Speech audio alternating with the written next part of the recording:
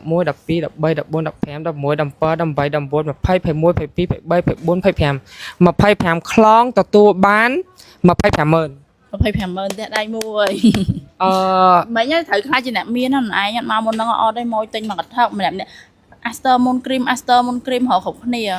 ចានិយាយចឹងជើងនេះហេតុអីបានចាកាត់បានតិចមែនព្រោះសារជើងមុនឃើញច្រើនណាស់ហ្នឹង អូនហើយនិយាយមែនណាចាដល់អនឡាញបើតែបានមកប្រហែលម៉ានេះហើយបានលក់ឲ្យមកអត់មានចាយមកឆាតតាម Telegram ហៅម្នាក់4 10 ឡូអីតែ10 ឡូលក់ខ្លួនឯងចង់ឲ្យខ្យល់ងាប់ឲ្យដាក់គាត់ដាក់ចូលតាំងភ្លាមអស់ភ្លាមដាក់ចូលតាំងភ្លាមអស់ភ្លាមមានដាក់ហ៊ានដាក់តាំងណា យល់លាក់ទៀត អូខេ ចង់ហៅម្នាក់លក់ អញ្ចឹងថ្ងៃហ្នឹងជូនចែ250000 ចាអូនចា 2 4 4 ហើយមកជូនលុយណា 6 យកតែវ៉ាន់មកលក់ចាំចាយពេលលឿនឯងវិញ អូខេចាំដាក់អាយហ្មងចឹង អូខេ 8 10 12 14 16 18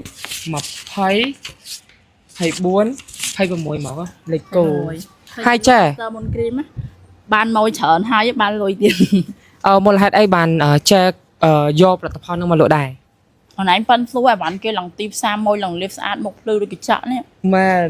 អូ មក ខេ ចែកលាបប៉ុណ្ណឹងមកឡើងអាឡុង តែចង់ប្រាប់ថាចាយសតតែប៉ុណ្្នឹងណាព្រោះឯសារដាច់ស្តុកមួយខែទេមិនមាន ហ្នឹងហើយអត់អីទេតិចគេឆាតជេរបានអត់មានស្តុកលក់គេ អូខេចាអញ្ចឹងអ្នកទាំងអស់គ្នាដែលចង់បានអាវ៉ាន់មូនគ្រីមអាចមកតូបចែកពេជ្រនៅសាសុំមានជ័យបានអូខេមកអត់តន់អស់ព្រោះសារតែ